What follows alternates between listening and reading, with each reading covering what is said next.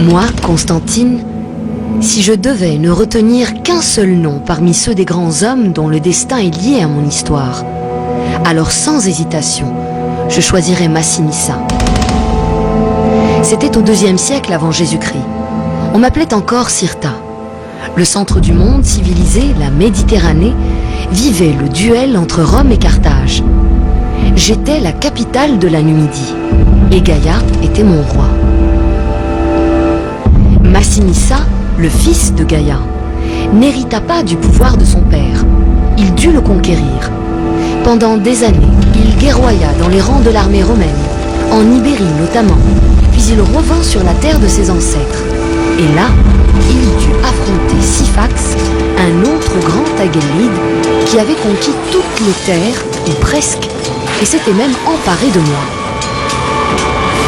La lutte fut impitoyable. Syphax s'était allié à Carthage. Massinissa reçut l'aide de Rome. L'ultime bataille eut lieu. Massinissa reçut en renfort les légions du Romain Scipion. Il remporta la victoire et je redevins sa capitale. Le règne de Massinissa fut long, très long et très riche. Il avait des ambitions grandioses. L'Afrique aux Africains, se serait-il exclamé. Ce fut ce à quoi il s'employa sa vie durant. Faire de son peuple un peuple uni et prospère. Il se déclarait ami de Rome, mais veillait jalousement à son indépendance. Il frappa monnaie, sédentarisa les tribus nomades, développa les villes, l'agriculture, l'artisanat, s'entoura d'esprits éclairés, de poètes, de savants, encouragea la culture, favorisa l'étude des langues, en particulier le grec. La Numidie, sous son règne, devint le pays avec qui il fallait compter.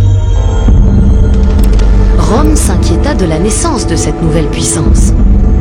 Lorsqu'on soupçonna Massinissa de vouloir faire de Carthage sa nouvelle capitale, un sénateur romain, Caton, n'eut de cesse de plaider. Delenda Carthago, il faut détruire Carthage. Massinissa était déjà un vieil homme. Son énergie légendaire s'épuisait. En 149 avant Jésus-Christ, Carthage fut entièrement détruite.